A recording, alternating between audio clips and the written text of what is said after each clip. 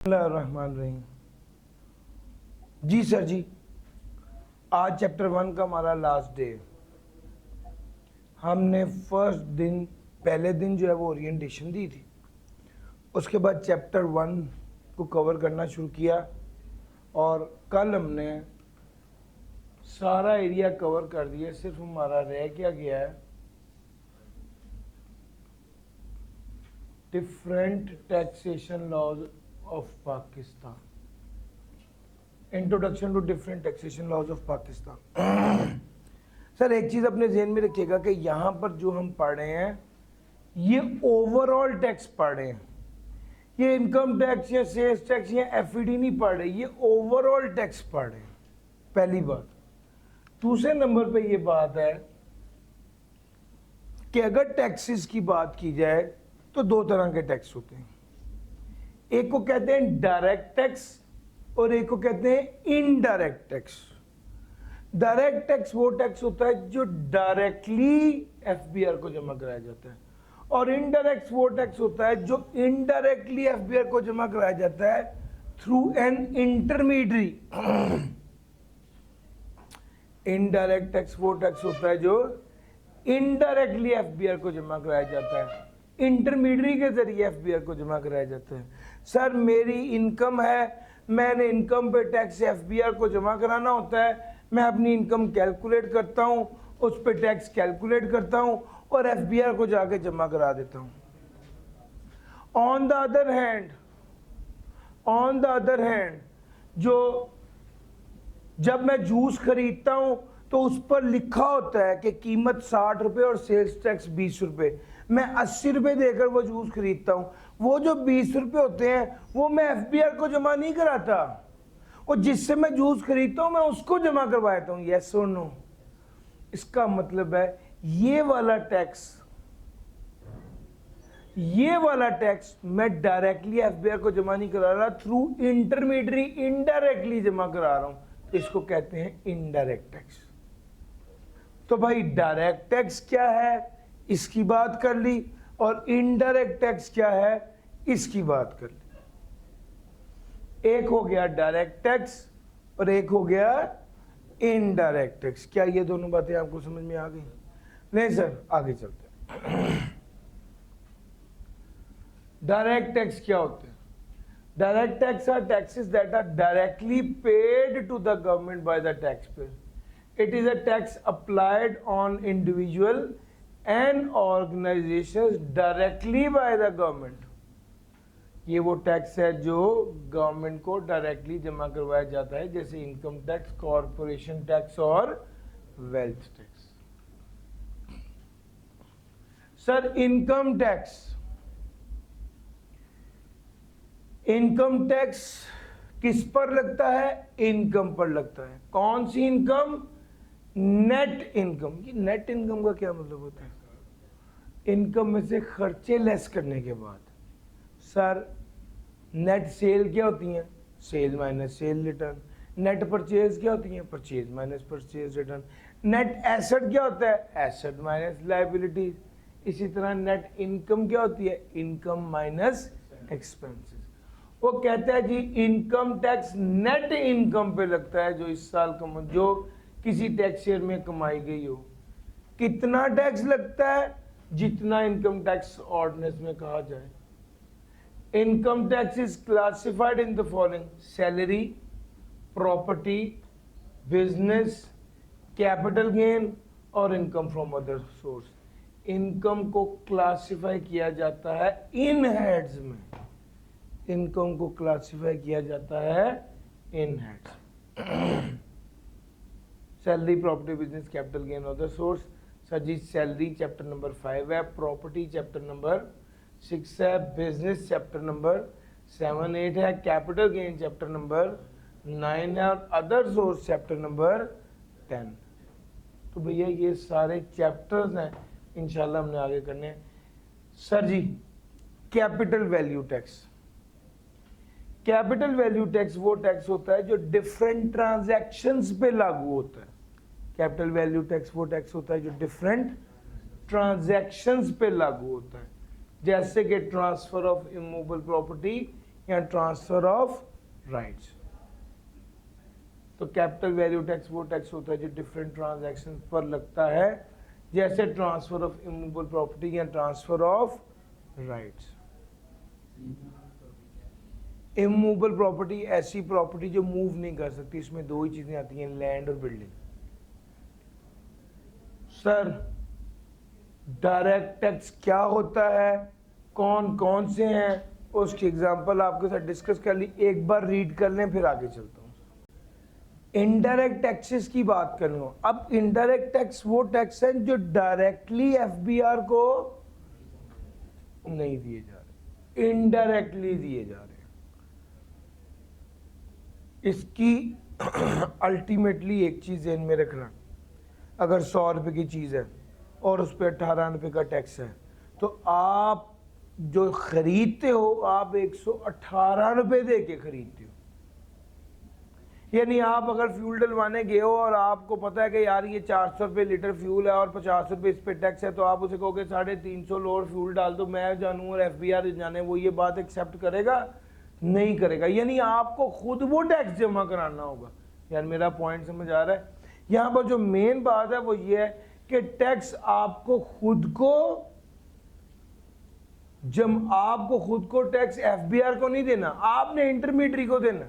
और जब इंटरमीडियरी को दे दिया तो आपकी जिम्मेदारी पूरी हो गई। सर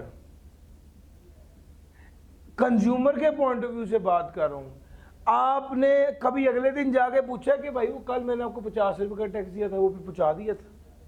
कभी पूछा? नहीं पूछा, क्योंकि आपके एंड पे जो जिम्मेदारी थी वो पूरी हो गई। सर जी ये इनडायरेक्ट टैक्स है। इनडायरेक्ट टैक्स की अगर मैं बात करूं तो वो सबसे पहले बात करता है कस्टम ड्यूटी की। कस्टम ड्यूटी का क्या होता है? जो चीज पाकिस्तान के बाहर जाए या पाकिस्तान से अंदर आए, उस पर जो बॉर्डर क्रॉस करे उस पर जो टैक्स लगेगा वो कस्टम ड्यूटी होगी। सर जी लफ्ज ड्यूटी का क्या मतलब है? सर लफ्ज ड्यूटी वो कहते हैं, कस्टम ड्यूटी, लफ्ज ड्यूटी से मुराद क्या है? वो कहते हैं ड्यूटी से मुराद है लेवी। लफ्ज ड्यूटी कह लो, लफ्ज टैक्स कह लो, लफ्ज टैरिफ कह लो, लफ्ज लेवी कह लो, सबका मतलब टैक्स ही होता है। तो सर कस्टम ड्यूटी से मुराद है टैक्स। कौन सा टैक्स? जो इंपोर्ट और एक्सपोर्ट पे लगता है। कितना लगता है वो पाकिस्तान कस्टम टैरिफ में लिखा हुआ है, हमारे स्कोप में नहीं है। बस एक चीज ध्यान में रखिएगा, अगर कोई बंदा लग्जरी आइटम इंपोर्ट करेगा या वो आइटम जो ऑलरेडी पाकिस्तान में मौजूद है वो इंपोर्ट करेगा तो उस पर हायर रेट ऑफ टैक्स लगेगा। और अगर कोई बंदा प्लांट एंड मशीनरी इंपोर्ट करेगा या रॉ मटेरियल इंपोर्ट करेगा तो उस पर कम टैक्स लगेगा। इसके एग्जांपल ये ऐसे है कि अगर एक बंदा चाइना से शर्ट इंपोर्ट करता है तो उस पर टैक्स ज़्यादा लगेगा या चाइना से रुई इंपोर्ट करने वाले पे टैक्स ज़्यादा लगेगा? सर जी शर्ट बनी बनाई शर्ट है, उसने आके मंगवा के बेचनी है, इस पे टैक्स ज़्यादा लगेगा। ऑन द अदर हैंड अगर कोई बंदा चाइना से रुई इंपोर्ट करता है तो सर गवर्नमेंट को लगता है ना कि भाई रुई इंपोर्ट हो रही है, रुई ने क्या होना है? धागा बनना है, धागे ने कपड़ा बनना है, कपड़े ने स्टिच होना है, स्टिच होके पैक होके फिर बिकना है। तो भाई ये सारे काम पाकिस्तान में होंगे तो इससे लोगों को काम मिलेगा ना, तो उस पर वो टैक्स कम लगाएंगे। बनी बनाई शर्ट को डिस्करेज करेंगे और टैक्स ज़्यादा लगाएंगे, बनी बनाई शर्ट पे टैक्स ज़्यादा लगाया जाएगा। और सर समझ आ रहा है? इसी तरह को बंदा प्लांट एंड मशीनरी इंपोर्ट करता है तो उस पर टैक्स कम लगता है। क्यों? वहाँ पे भी यही सीन है, वो टैक्स इस वजह से कम लगता है कि वो टैक्स इसी वजह से कम लगता है कि आपने क्या करना होता है, आपने वो टैक्स कम इसलिए लगता है क्योंकि आपने वो मशीन मंगानी है, उससे एक्टिविटी जनरेट होगी, लोगों को रोज़गार मिलेगा, मुलाजमतें मिलेंगी और यही बेहतर है। इससे ओवरऑल इकॉनमी को फ़ायदा होता है। सर जी दूसरे नंबर पे आएगा federal excise duty, FED। Sir FED कुछ गुड्स और सर्विसेज पर लगता है, कुछ लिमिटेड नंबर ऑफ गुड्स और सर्विसेज पर लगती है। अच्छा आमतौर पे हम यही सोचते हैं ना कि टैक्स है 100 रुपये की चीज़ है उस पर लगेगा, ज़रूरी नहीं होता कि कीमत पे टैक्स लगे। बाज़ों का टैक्स किलो के हिसाब से लग रहा होता है, बाज़ों का टैक्स यूनिट के हिसाब से लग रहा है। जैसे तंबाकू पे टैक्स लगता है किलो के हिसाब से, सिगरेट पे टैक्स लगता है यूनिट के हिसाब से। और मेरा पॉइंट समझ आ रहा है? तो भाई जरूरी नहीं है हर चीज पे टैक्स कीमत के हिसाब से लगे। बाज़ों का FED federal excise duty charge होती है किस बेसिस पर? वेट और क्वांटिटी की बेसिस पर भी FED चार्ज होती है। हाँ अलबत्ता अगर एक्सपोर्ट करेंगे तो FED कितनी होगी? 0% होगी। सर FED ड्यूटी टोबैको पे, सिगरेट पे और सीमेंट पे लगती है। सर ये तो सारी गुड्स हैं, क्या सर्विसेज पर भी FED लगती है? यस। अभी ये कार्ड मैंने बनवाया है, क्रेडिट कार्ड। मैंने पूछा कितने चार्जेस हैं, उन्होंने कहा 12,500 रुपये। पता चल गया 12,500 चार्जेस हैं। अब जब थोड़ा सा देखा तो जनाब, थोड़ा सा देखा तो पता चला कि वो 12,500 के 14,500 कटे हुए। हमने कहा ये क्यों?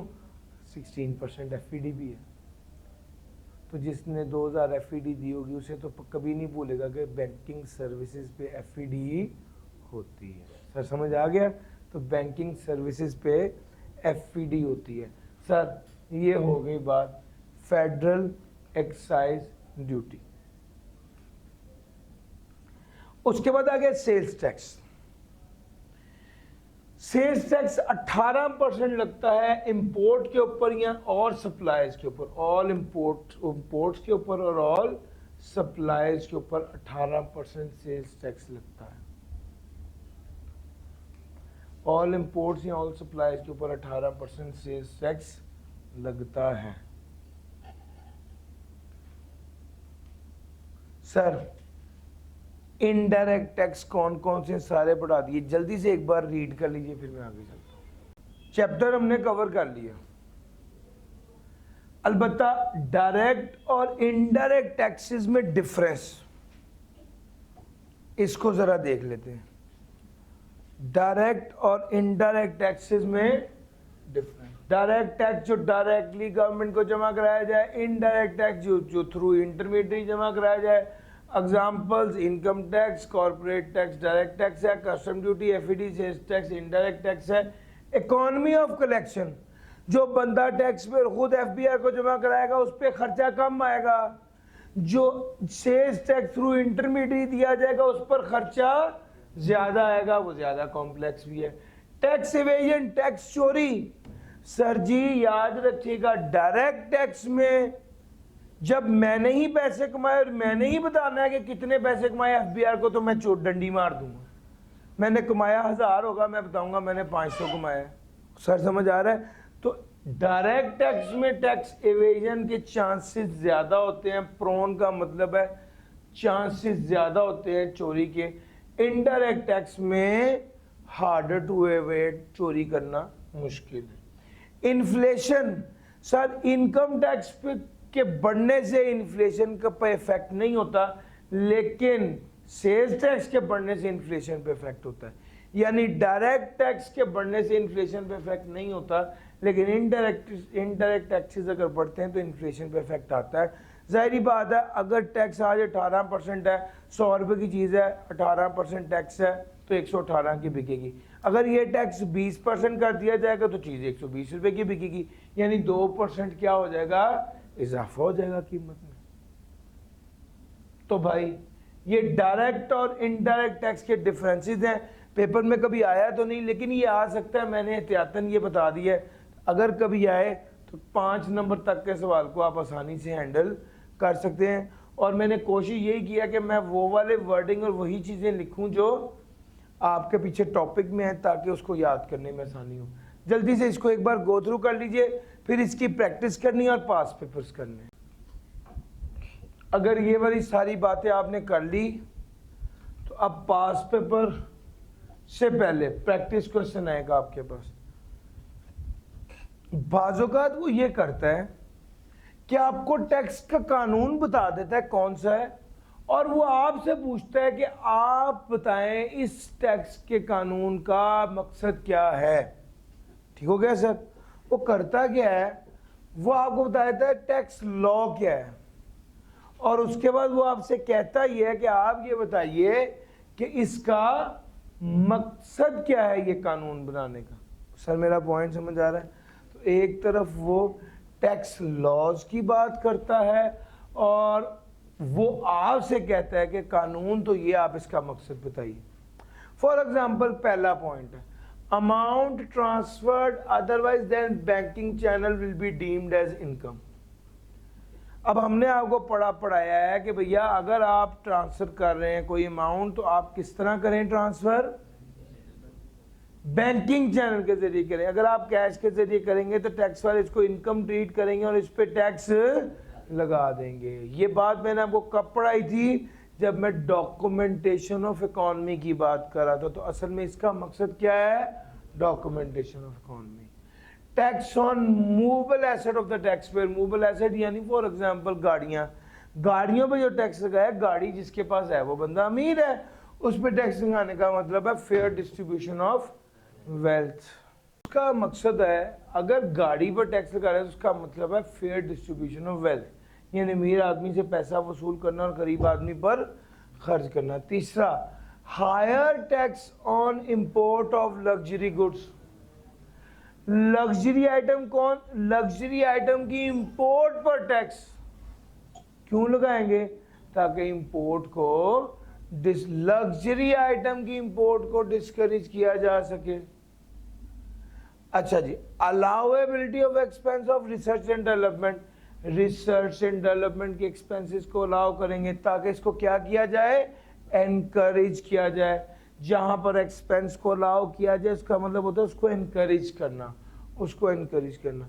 Zero rating on export. Export पर 0% टैक्स लगा देना, एक्सपोर्ट को प्रमोट करना, एनकरेज करना। शाबाश। Tax credit on donation. Sir जी टैक्स क्रेडिट ऑन डोनेशन का मतलब है डोनेशन को प्रमोट करना, इसीलिए उसको टैक्स क्रेडिट मिल रहा है। Tax exemption on software export. Promote software industry. Tax on salary income. Revenue collection. Sir जी सारी बातें आपके साथ की, एक निचोड़ आपके साथ डिस्कस करना चाहता हूँ क्योंकि इसके बाद मैंने आपको एग्जांपल देनी है, करनी भी आपने खुद है, कागज पेन से निकाल लीजिए। सर कंक्लूजन जरा सुन ले, फिर उसके बाद अगर गवर्नमेंट किसी चीज को एनकरेज करना चाहती है तो गवर्नमेंट टैक्स माफ कर देती है, टैक्स कम कर देती है, टैक्स इंसेंटिव दे देती है। अगर गवर्नमेंट किसी चीज को डिस्करेज करना चाहती है तो गवर्नमेंट टैक्स लगा देती है या टैक्स बढ़ा देती है।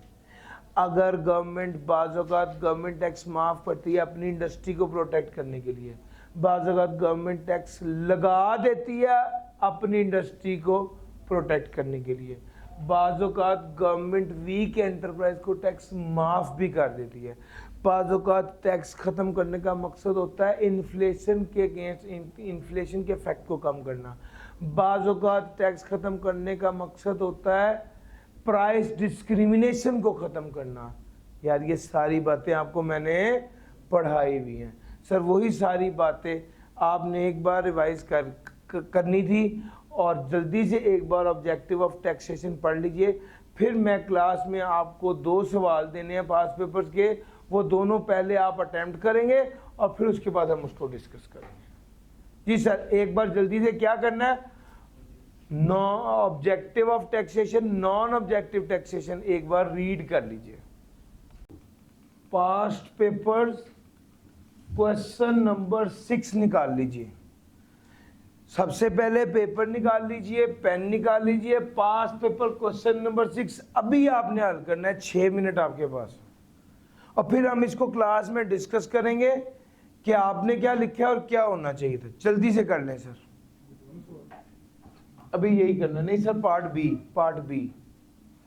अच्छा जरा देखिएगा, 1 ऑब्जेक्टिव लिखना था high tax rate on high income. जी क्या लिखा है आप लोगों ने? Fair distribution of wealth. अमीर बंदा ज्यादा पैसे कमा रहा है उस पर ज्यादा tax. High tax rate on import of luxury goods. जी डिस्करेज इंपोर्ट, ये लिखा है सर। Protect local industry, discourage import, economic development, इसको डिस्कस कर लेते हैं। अगर आपने लिखा है प्रोटेक्ट लोकल इंडस्ट्री, तो मुझे सवाल मेरा आपसे ये कि यहां पर उसने कहीं लिखा हुआ है कि वो आइटम ऑलरेडी पाकिस्तान में बन रही है, तो फिर लोकल इंडस्ट्री वाली बात तो नहीं बनती। सर जी आपने लिखा डिस्करेज इंपोर्ट, सर जी इंपोर्ट क्यों? आप इंपोर्ट को डिस्करेज कर रहे हैं तो फिर पेट्रोल भी ना मंगवाएं, फिर पेट्रोल भी ना मंगवाएं ना। इसका मतलब है लग्जरी गुड्स की इंपोर्ट को डिस्करेज करना। बात चल रही थी कि भैया खाली इंपोर्ट लिखेंगे तो वो भी ठीक नहीं होगा, लग्जरी गुड की इंपोर्ट। आप कह रहे थे इकोनॉमी की डेवलपमेंट। सर ये एक दूर का पॉइंट है, बड़ा क्लियर नजर आ रहा है लग्जरी गुड की इंपोर्ट को डिस्करेज करने के लिए हायर रेट लगाए, यही इसका सही जवाब था। Tax credit on donation to approved institution, जी क्या लिखा है? प्रमोट डोनेशन, अगर इतना लिखा है तो आधे नंबर है। Promote donation to approved institution लिखा है तो नंबर मिलेंगे पूरे। सर समझ आ रहा है? Creation of tax free zone, promote business activities, जी इसका जवाब था development of economy. Development of economy के अंदर यही आता है जो आपने कहे हैं कि आप अपॉर्चुनिटीज, एम्प्लॉयमेंट और overall prosperity in the economy. Tax on income of individual and companies, अब यहां पर आपने सवाल करते हुए सोचा टैक्स लगाया है, डिस्करेज क्या हुआ है? नौकरी डिस्करेज हुई है, इनकम डिस्करेज तो नहीं ना हो सकती सर। कलेक्शन ऑफ रेवेन्यू, जहां पर कुछ नहीं है वहां पे ये तो है ही। Tax on transaction not made through normal banking channel, शाबाश। Documentation of economy, zero rating under sales tax act 1990, शाबाश। इसमें प्रमोट एक्सपोर्ट, शाबाश। सर जी आपको गेम समझ आ गई है, जल्दी से ये कर लीजिए। 10 पॉइंट्स हैं, 8 मिनट आपके पास है, शाबाश। अच्छा सर इसको डिस्कस कर लेते हैं। High tax rate on import of goods, discourage import of luxury goods, ऐसा ही है। प्रोटेक्ट लोकल प्रोडक्शन, ये लिखें। सर उसने सवाल में कुछ ऐसा नहीं कहा हुआ, आपने सिंपल ये कहना है discourage import of goods to create good balance of trade. Zero rating, encourage करना एक्सपोर्ट को।